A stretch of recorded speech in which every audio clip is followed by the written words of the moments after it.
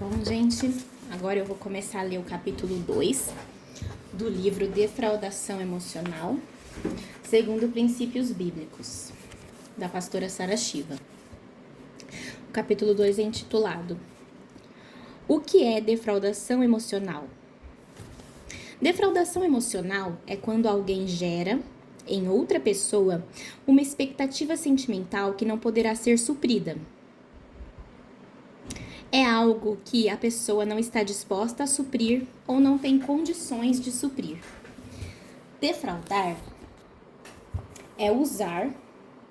é tirar proveito do outro sem desejar um verdadeiro compromisso.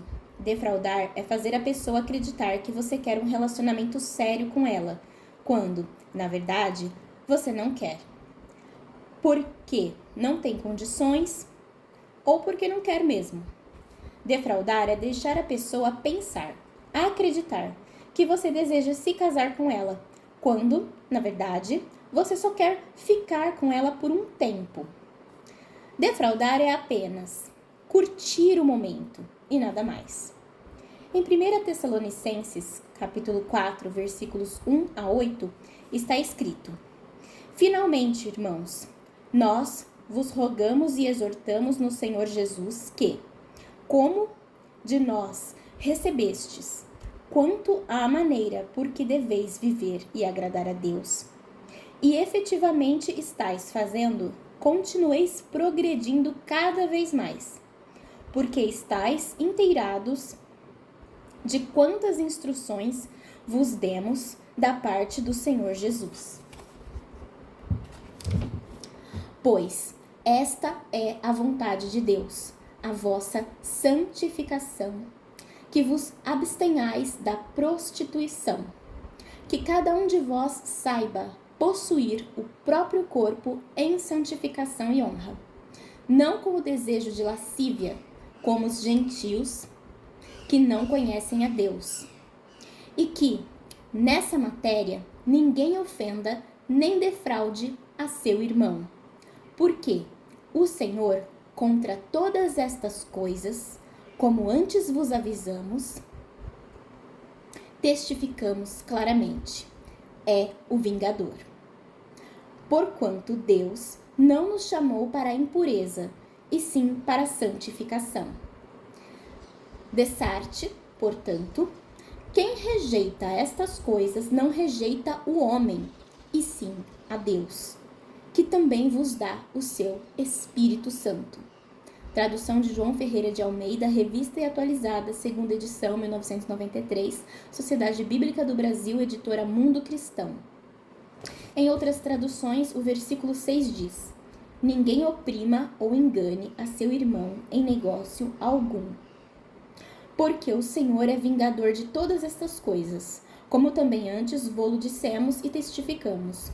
João Ferreira de Almeida, edição revista e corrigida.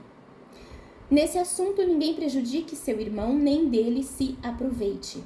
O Senhor castigará todas essas práticas, como já lhes dissemos e asseguramos. Nova Versão Internacional. Nos versículos citados anteriormente, podemos ver claramente que defraudar é enganar e se aproveitar de uma pessoa. É pecar, e isso aborrece a Deus. A defraudação emocional causa uma série de problemas emocionais nas pessoas. Ela causa um rombo emocional, porque é um saque na alma, pois sugere que vai suprir e não supre. Ela sugere um compromisso, mas não há compromisso. É tudo falso, sem consideração e sem temor de magoar a outra pessoa. A defraudação causa decepção, desilusão, mágoa, feridas na alma, ira, falta de autoestima, carência maior do que já existia, medo dos relacionamentos. Ou o oposto, a vulgarização e a depravação dos relacionamentos, onde ao invés de se fechar, a pessoa pode se tornar promíscua. A defraudação destrói os sonhos aos poucos, até a pessoa perder completamente a fé nos relacionamentos e num casamento feliz. A defraudação emocional é um pecado que passa despercebido até pelos cristãos. É um comportamento prejudicial que precisa ser denunciado e removido da igreja. No contexto bíblico, prostituição não é apenas o ato de vender o corpo por dinheiro, mas também é praticar todo tipo de imoralidade sexual, como por exemplo, ter relações sexuais extraconjugais ou ter relações sexuais com alguém com quem ainda não se é casado. Isso é uma nota aqui da página 18 do livro, que é onde fala: pois esta é a vontade de Deus, a vossa santificação, que vos abstenhais da prostituição. Agora o capítulo 3. As 4 formas básicas de defraudação emocional. Como identificar uma defraudação emocional? A defraudação emocional sempre parte de alguém, mas em alguns casos acontece a autodefraudação, onde a pessoa sozinha, sem a participação de ninguém, se autodefrauda. Então, as 4 formas básicas de defraudação emocional são: essa defraudação pode partir de uma das 2 pessoas envolvidas, que aí se chama sedução. Pode partir das 2 pessoas juntas, que aí se chama azaração. Pode partir de pessoas de fora do relacionamento, que é chamado de cupido, né? Cupido gospel.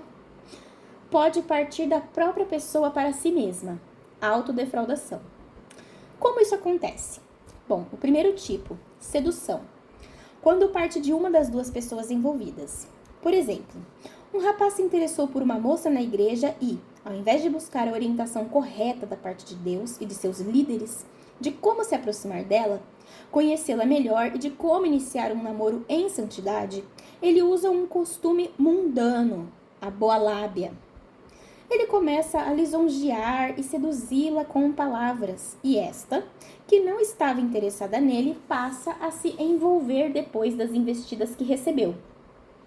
A partir daí, a moça vai abrindo o coração.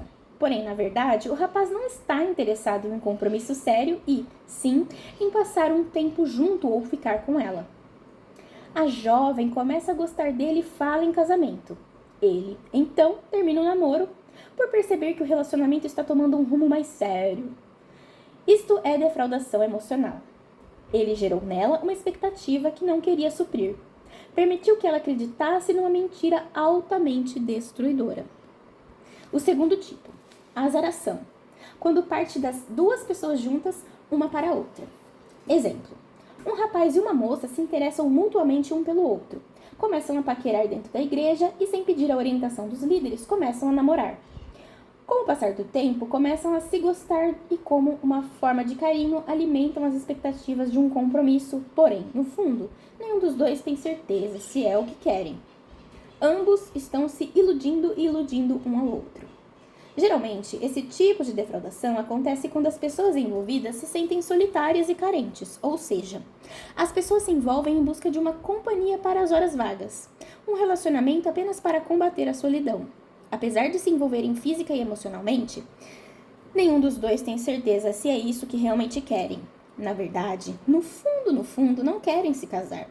Não querem passar o resto da vida juntos. Não querem se comprometer um com o outro. No fundo, os 2 só querem viver o momento e deixar rolar.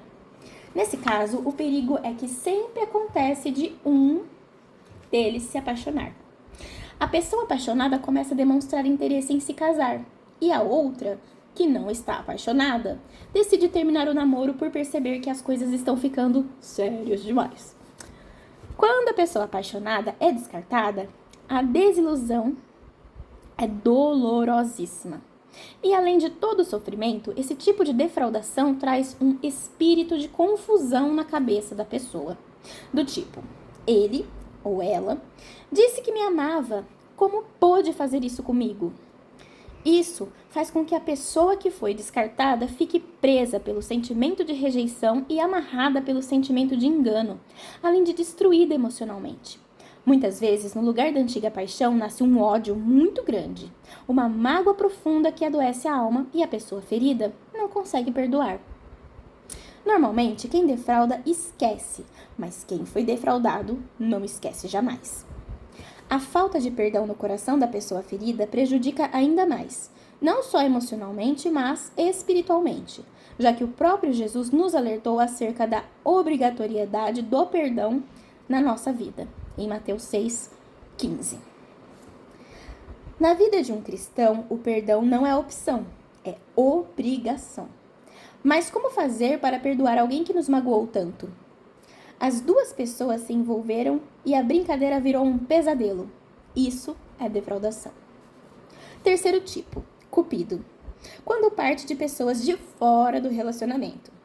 Exemplo, é o famoso cupido ou empurrãozinho.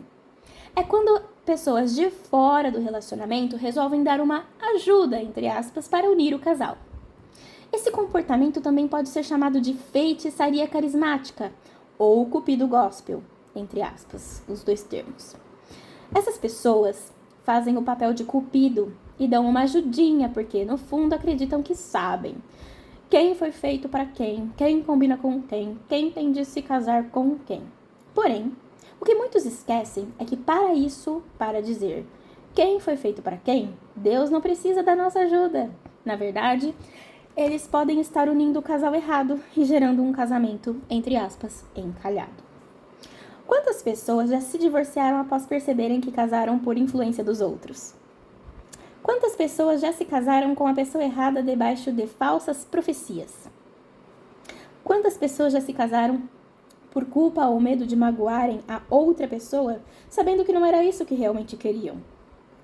Essa forma de defraudação pode partir de qualquer pessoa de fora do relacionamento, como, por exemplo, amigos, parentes, pastores, que ainda não têm esse entendimento, ou até pessoas desconhecidas. Estes se prestam ao papel de cupido e começam a falar para o rapaz e para a moça, que não se conhecem ainda. Coisas do tipo, você precisa conhecê-lo, porque vocês nasceram um para o outro. Ela é a mulher ideal para você. Ele é o homem perfeito para você. As palavras ministram, vão entrando no coração da pessoa e, quando são contrárias à vontade de Deus, são como feitiçaria. Essa ministração na alma dos dois faz com que eles fiquem encantados, entre aspas, um com o outro. Ou seja, debaixo de um encantamento. O sentimento carregado de encanto leva os dois a se envolverem e se relacionarem. Mas, na verdade, aquele envolvimento nunca partiria deles, porque não foi algo livre e espontâneo, e, sim, induzido, armado e arquitetado. Isso é defraudação emocional. Quando o relacionamento não dá certo, as pessoas saem machucadas e, muitas vezes, tornam-se até inimigas. Como são perigosas as nossas palavras. Quarto tipo de defraudação, a autodefraudação, quando parte da própria pessoa para si mesma. Exemplo, é o mais comum nas mulheres, apesar de existirem algumas exceções e alguns homens apresentarem esse comportamento. Como uma pessoa se autodefrauda? A pessoa dá asas à própria imaginação e fica sonhando em cima de uma realidade que não existe. Ignora a realidade, não quer enxergar a impossibilidade do relacionamento e do casamento com o amor platônico que ela mesma criou. Ela elege uma pessoa para amar, entre aspas, e vai fantasiando e acreditando na ilusão que criou em sua própria mente sobre o outro. O seu emocional fica se iludindo. São muitas as pessoas, principalmente as mulheres, que sentem prazer em se iludir. São viciadas em ilusões. São sonhadoras compulsivas. As adolescentes são as mais propensas a isso. No entanto, algumas mulheres nunca crescem. Estão se defraudando aos 40 anos. Essas mulheres acreditam em qualquer coisa que um homem lhes diz. Se ele diz apenas A, ela se encarrega de completar o alfabeto inteiro. Ela quer tanto que dê certo, que faz tudo, absolutamente tudo, e não deixa nada para o homem fazer. Na verdade, ele não precisa nem querer, porque até isso ela faz por ele. Ele não precisa nem existir, pois na verdade é fruto da imaginação dela. A autodefraudação destrói muitas pessoas emocionalmente. Há pessoas que até se desviam dos caminhos do Senhor por não entenderem por que a pessoa amada não retribuiu o amor desejado. Do tipo, porque Deus não viu o meu sofrimento? ao ver a pessoa amada se casar com outra. Quem se autodefrauda não enxerga que Deus não tem nada a ver com isso. Deus não tem culpa se você decidiu gostar de alguém que nem sabe que você existe. Aos poucos, a pessoa vai ficando tão ferida, tão magoada, tão desiludida e, o pior, é que nem percebe que foi ela mesma quem criou aquela situação. Fim do capítulo 3, perdão. Fim do capítulo 3.